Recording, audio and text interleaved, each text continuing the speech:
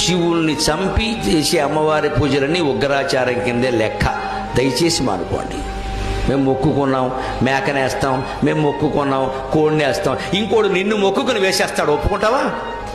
మన పిల్లాడు ఆరోగ్యం కోసమో మన ఆరోగ్యం కోసమో కోడినో మేకనో కోసేసే అధికారం మనకున్నప్పుడు కోడి పిల్లకి అనారోగ్యం చేస్తే మన మొక్కుకునే అధికారం దానికి కూడా ఉంటుందండి.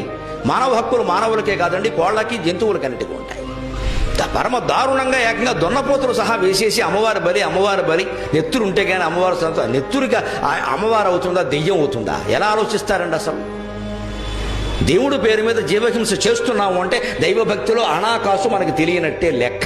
వైదిక ధర్మం ఈ జీవహింసకు మొత్తం వ్యతిరేకం. ఎక్కడా లేదు ఈ జీవహింస చేయమని. మనమే పెట్టుకున్నాం ఇవన్నీ కూడా.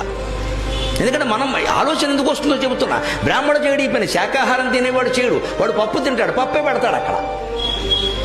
కక్క మొక్క తినేవాడు ఏం చేస్తాడు? మనం తింటున్నాం, అమ్మవారికి పెట్టకపోతే ఎలాగా? నువ్వు తింటే అది పెట్టాలా? నువ్వు తిన్న గడ్డెల్లా ఆవిడకి పెట్టాలా? అది మనం తినడమే తప్పు, మరి ఆవిడకి పెట్టడం ఇంకో తప్పు ఇక్కడ.